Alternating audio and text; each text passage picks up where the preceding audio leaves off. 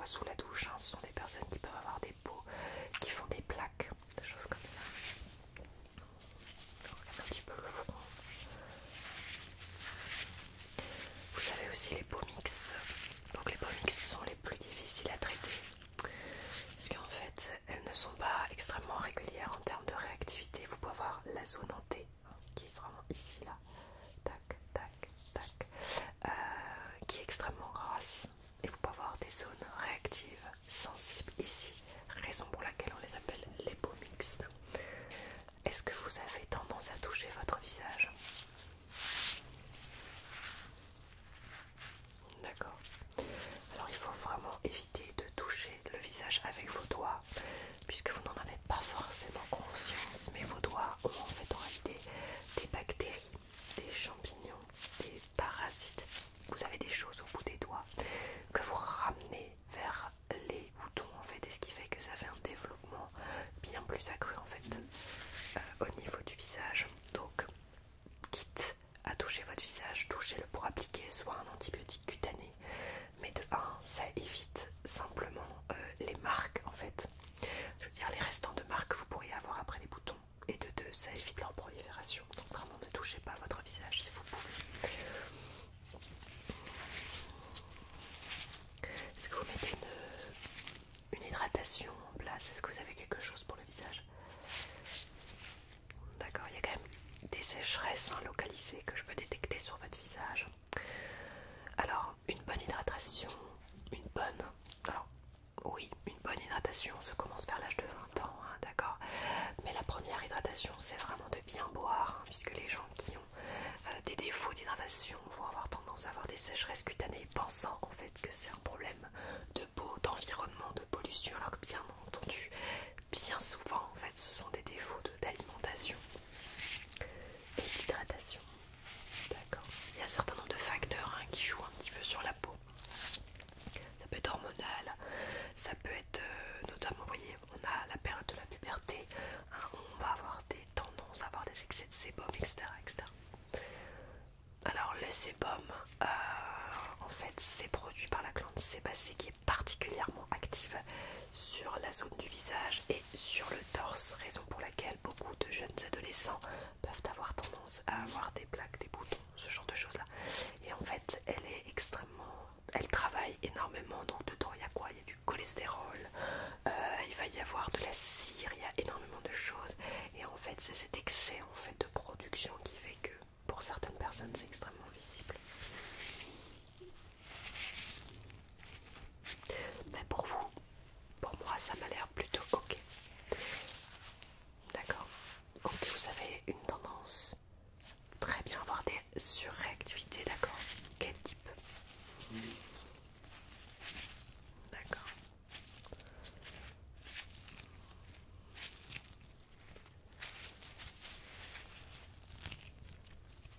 Oh, d'accord.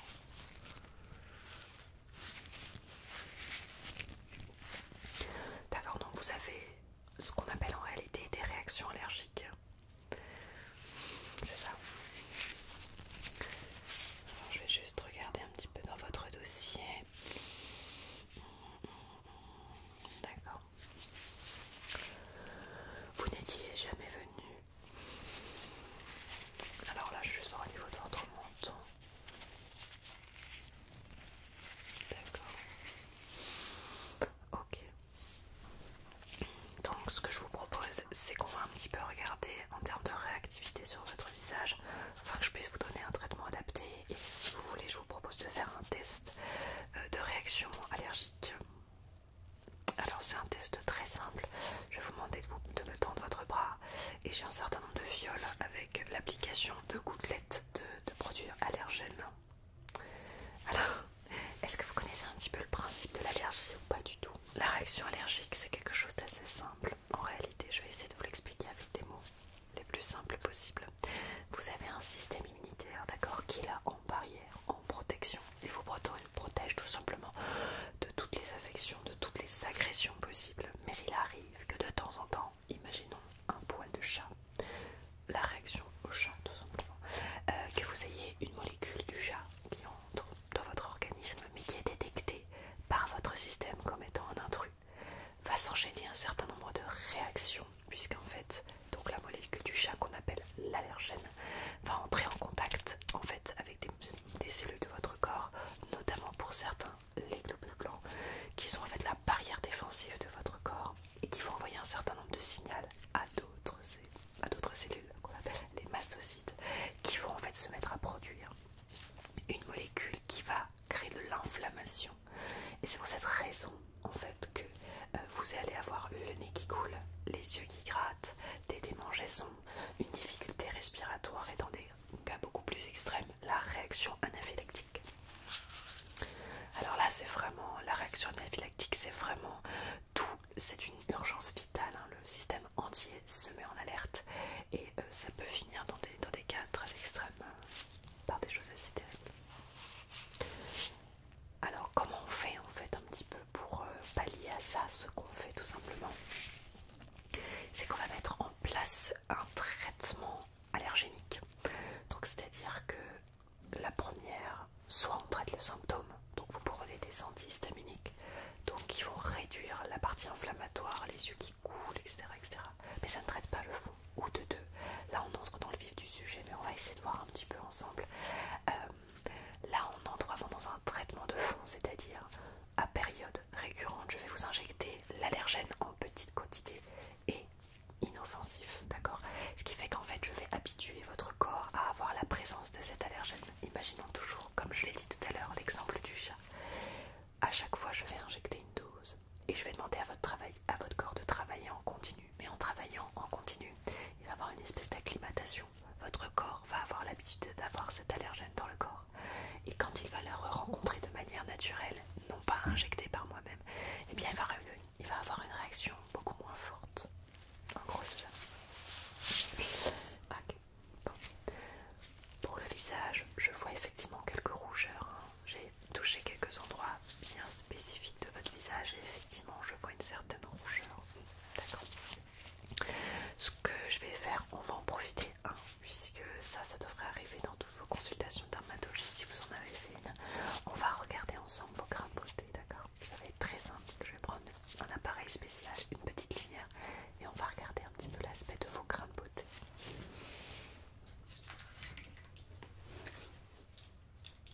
Alors, est-ce que vous avez des grains de beauté déjà? D'accord. Oui. Oui. D'accord. Est-ce que vous avez eu l'apparition récemment de nouveaux grains de beauté, de nouvelles taches? D'accord. Alors, on va regarder déjà au niveau du visage.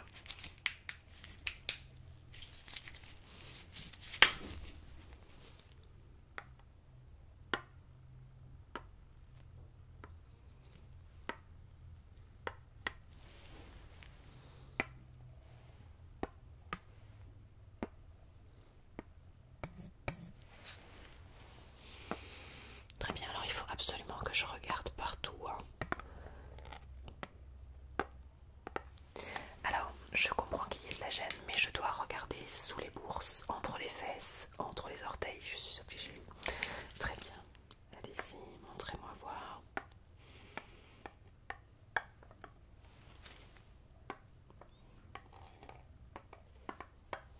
Je vais juste en mesurer certains et je vais les noter.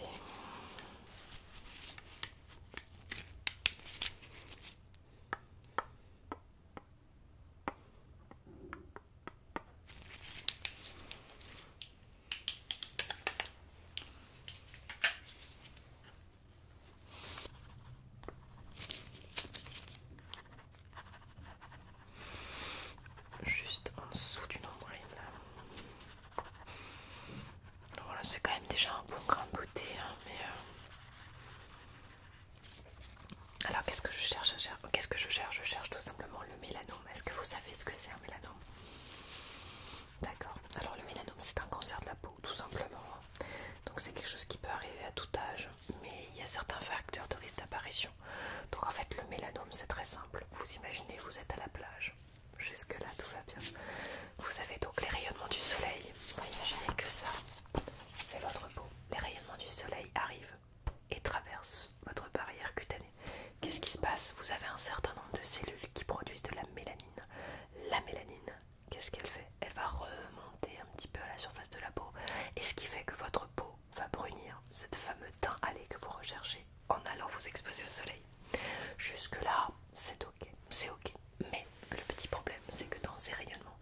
Et il y a des rayonnements ultraviolets. Donc dans ces rayonnements, il y a des rayonnements nocifs du soleil. Ceux-là viennent rentrer, traversent la barrière cutanée et se retrouvent dans vos cellules. Mais qu'est-ce qui se passe au niveau de ces cellules? Elles modifient leur code génétique. Ce qui fait que, au lieu d'envoyer une mélanine relativement propre, eh bien elles vont envoyer de la mélanine, mais d'une façon un petit peu anarchique. Donc en fait elles vont produire. Et ce qui fait qu'au-dessus, au niveau de votre peau, vous allez avoir l'apparition d'une tache, une nouvelle tache, d'accord? Alors vous allez me dire, mais ça veut dire que tous mes grains de beauté sont nocifs? Ils ne le sont pas forcément. Pourquoi? Vous avez des grains de beauté que vous avez depuis votre jeunesse, votre naissance. Ceux-là peuvent évoluer, mais bien souvent c'est l'apparition de nouvelles taches, d'accord? C'est pour cette raison que vous devez absolument vous protéger et mettre, si possible, de l'indice 50. Mettre tout simplement, en fait, une protection supplémentaire pour un petit peu limiter la pénétration de ces rayons mauvais pour votre corps. Alors comment est-ce qu'on les reconnaît? C'est très simple, je vais vous montrer. Voici, on va dire, un grain de beauté normal.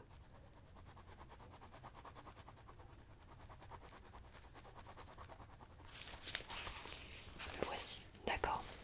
Forme relativement linéaire, vous voyez, c'est un cercle. Il n'y a pas de creux, de trou. La couleur relativement uniforme, d'accord? On n'est pas sur quelque chose de bichrome très spécifique. Il est relativement plat, d'accord? Pas de crevasse, de trou, de bosse, très très grosse bosse, ou en tout cas qui ne soit pas linéaire, d'accord? Homogène. Voici quelque chose qui pourrait être douteux. Voici un exemple de mélanome qu'il faudrait surveiller. Ici, dans ce cas, vous avez deux parties basses relativement foncées, puis une partie extrêmement claire. Ce n'est pas normal, ce n'est pas circulaire, ce n'est pas homogène. Ici, pareil, on est sur quelque chose d'assez difforme, foncé, clair, foncé, et ce n'est pas linéaire. Ici, pareil, vous avez beaucoup de noir, au milieu c'est assez clair, vous voyez ce que je veux dire? Là, on est sur quelque chose de normal, là, on est sur quelque chose de difforme, vous voyez? Surtout celui-là, je le trouve relativement laid de base, mais à surveiller, d'accord?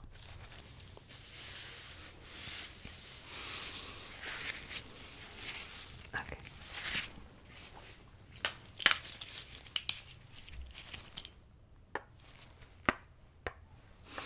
Le mélanome, c'est quelque chose qu'il faut vraiment contrôler, hein. C'est normal.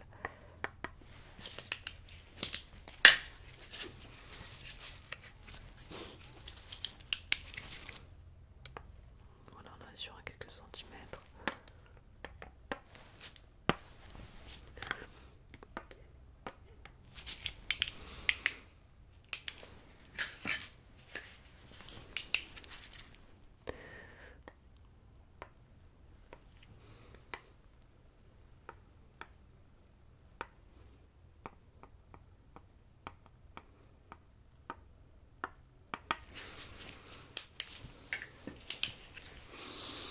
Juste regarder au niveau du front, ce que je vois, vous en avez quelques-uns. Voilà, ils sont extrêmement linéaires, ceux-là, vous voyez, vous risquez rien du tout.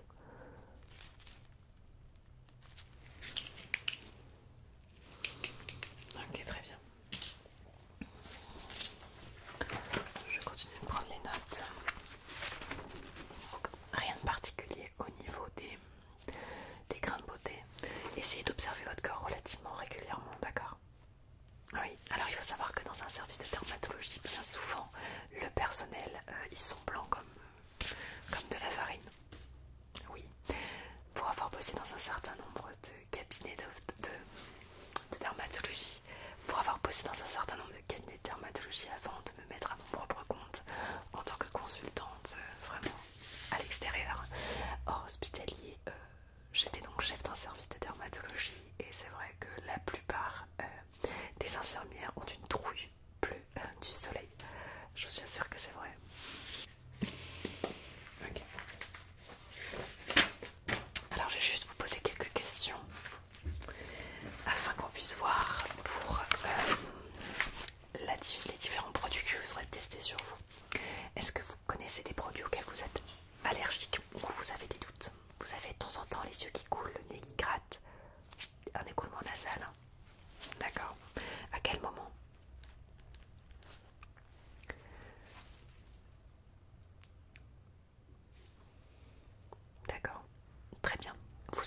reçu où?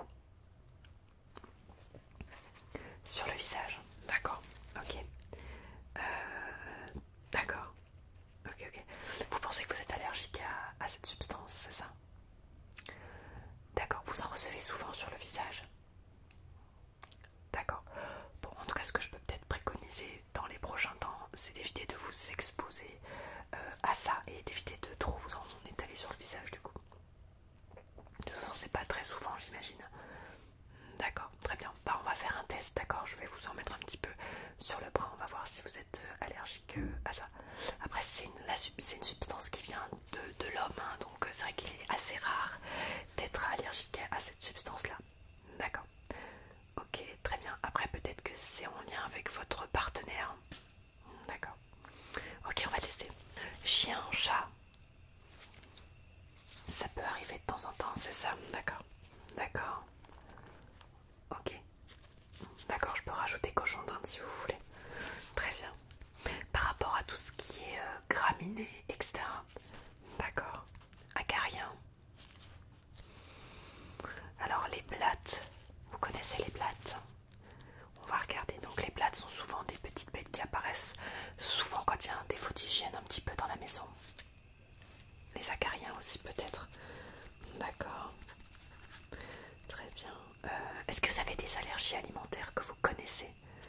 D'accord, on peut toujours tenter, oui. Ok, les œufs, très bien. D'accord.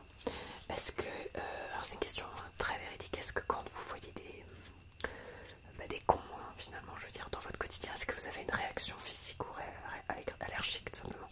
Oui, d'accord. Parce que j'ai un test pour les cons, en fait. Très bien. Très bien, très bien.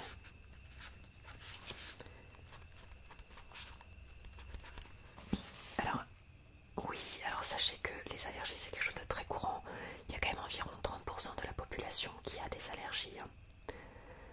Il est important de les traiter, vous savez pourquoi? Parce que souvent quand il y en a une qui commence, il y en a d'autres qui arrivent. Et ça c'est un petit peu embêtant, il y a souvent un développement du cercle allergique qui se déploie en fait tout simplement. D'accord. Alors ça dépend. Si vous avez un chat ou un chien, il est très probable que... Enfin, si vous avez un chat ou un chien, ça ne veut pas dire parce que vous n'êtes pas allergique aujourd'hui que vous ne le serez jamais. Il y a un jour, le corps détecte une molécule comme étant une molécule allergène non désirable par le corps et vous devenez allergique à ce produit-là. Malheureusement, c'est comme ça. Je vous propose qu'on passe tout de suite au test. On va regarder un petit peu ce qu'il en est et je vous proposerai ensuite de voir un petit peu en termes de traitement. D'accord? Ça marche. Donc, nous allons commencer maintenant le test allergique. Donc au regard de l'entretien que nous avons fait tout à l'heure, j'ai préparé un certain nombre de fioles, d'accord? Donc je vais vous demander maintenant de tendre votre bras s'il vous plaît. Très bien, excellent. Donc j'ai 12 tests à vous faire passer, d'accord? Donc, tac, je vais mettre votre petit bras ici.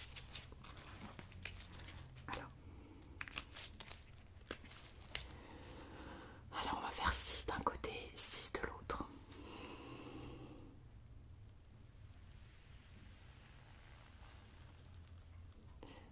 Ok.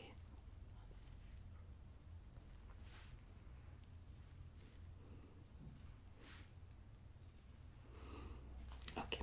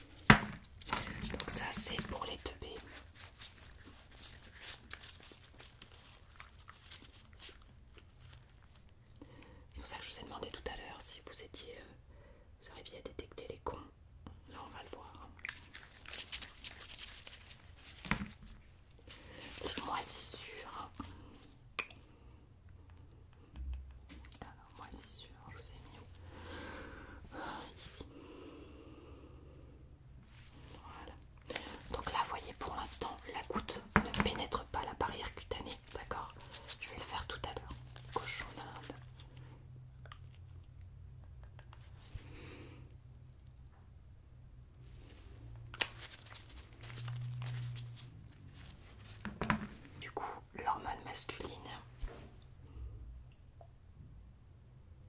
Donc ça, je vous dis, hein, évitez sur le visage. Je pense pas que ce soit relativement adapté.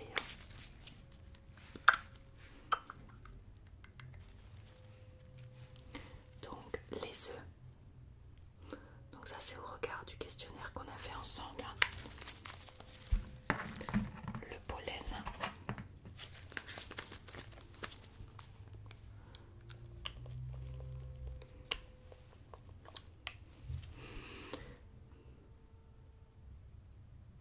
Très bien. Bon, pour l'instant, on voit rien de spécifique, hein, mais le venin de guêpe.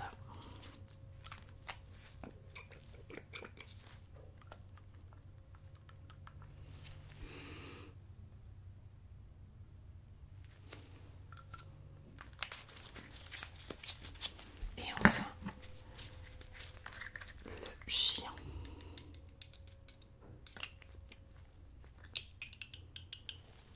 Très bien.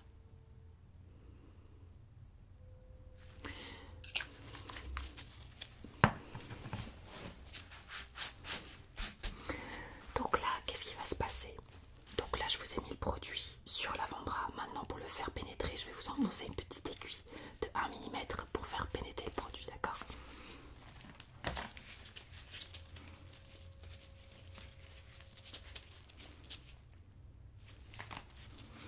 Allez, on y va.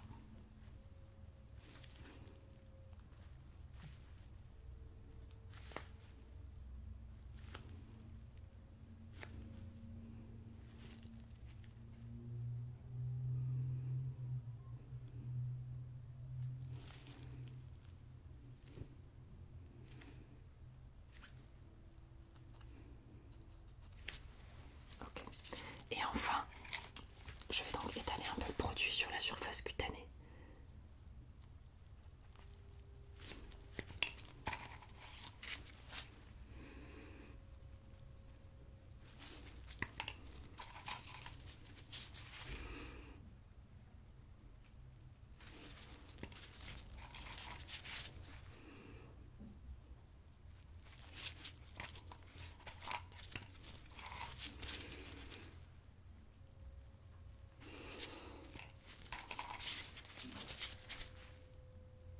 Est-ce que vous ressentez quelque chose pour l'instant? D'accord. Bon, je ne note pas de grandes réactions allergiques. On va encore entendre un petit peu, bien sûr, mais j'ai pas l'impression que vous soyez énormément réactive.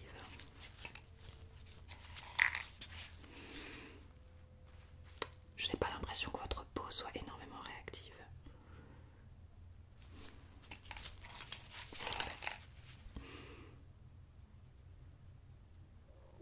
Ok, très bien. On va patienter quelques instants et ensuite je vais prendre la mesure en termes de colorimétrie et surtout de rougeur, voir un petit peu votre sensibilité. Ok. Alors, je vais regarder un petit peu en termes de rougeur ce que ça donne. D'accord. Ok. Ok. Ok. D'accord. Je vois rien de particulier honnêtement. Vous m'aviez dit plutôt une réaction à l'hormone masculine. Mais je ne vois rien de spécial.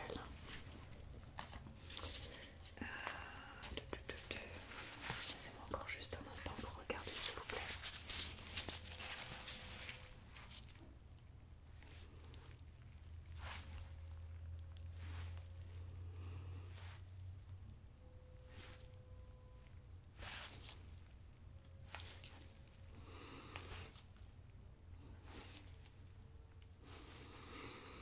Alors, effectivement, le dermatologue a toujours chez lui, dans son cabinet, une seringue d'épinéphrine. Donc en fait, l'épinéphrine, c'est de l'adrénaline. C'est ce qui en fait permet de pallier au choc anaphylactique dont je vous ai parlé tout à l'heure. Ok, ok. Pas d'irritation. Est-ce que ça vous gratte quelque part? D'accord.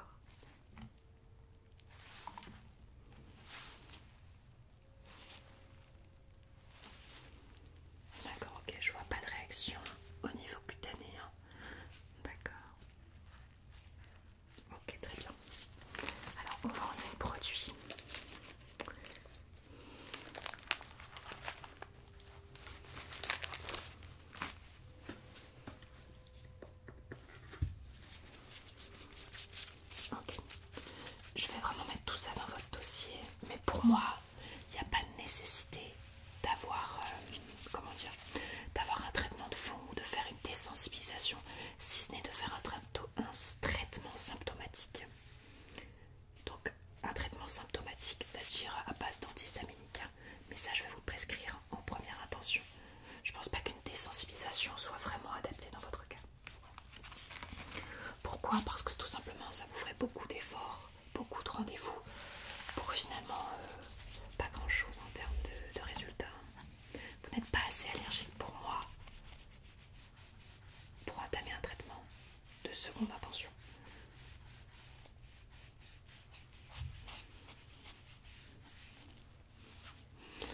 Voilà, pour l'instant rien, ça ne vous démange toujours pas.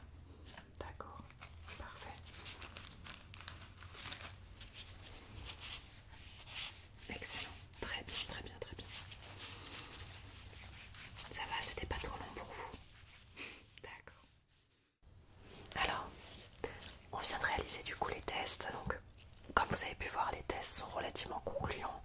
Vous avez très peu d'allergies, en tout cas des réactions qui sont extrêmement mineures, qui ne nécessitent pas forcément la mise en place d'un traitement. Par contre, ce que je peux vous proposer, c'est tout de même, on va partir sur de l'aérus. Donc, on va partir sur un antihistaminique en traitement de fond, d'accord? C'est-à-dire, lorsque vous en avez besoin, vous l'utiliserez, d'accord? Je ne vais pas vous proposer forcément une désensibilisation maintenant à différents allergènes, puisque les réactions que vous avez sont quand même extrêmement minimes, d'accord? Donc, vous avez un corps qui réagit plutôt bien, d'accord? Super. Et bien, partons sur ça du coup. Ok. Très bien, et bien, merci pour cette consultation. Je vous souhaite de passer une excellente soirée. Et puis à bientôt. Je reste disponible, d'accord? Merci beaucoup.